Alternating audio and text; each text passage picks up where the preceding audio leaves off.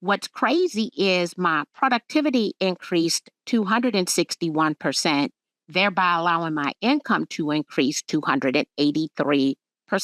I have an MBA degree in marketing, so the marketing aspect is definitely sexy. But from a operation standpoint, in working for real estate associations, banks, and franchises, it's 100% the operations. Right now, as we're navigating that NAR settlement agreement, what I'm seeing is that every single real estate professional needs to now demonstrate their value in order to get a signed buyer representation agreement with an offer of compensation. When you think of AI, what would be a strategy that you believe that fellow real estate professionals can use to aid them in demonstrating their value in order to justify being compensated?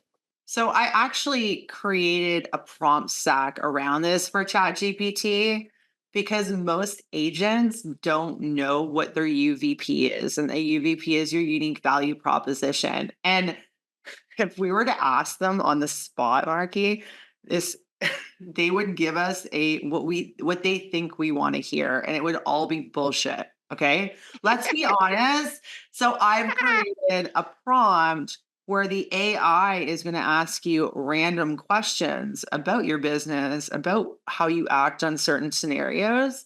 And then it's going to tell you what your real unique value proposition is.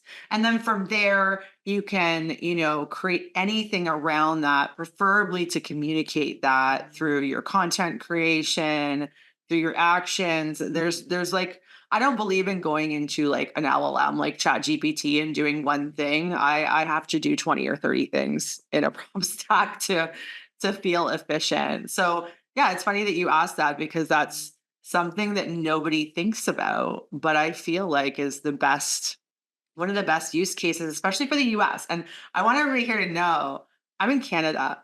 So even though I work internationally, like all over the world, yeah, I'm not directly dealing with NAR as a licensed agent. However, I'm sure it's coming.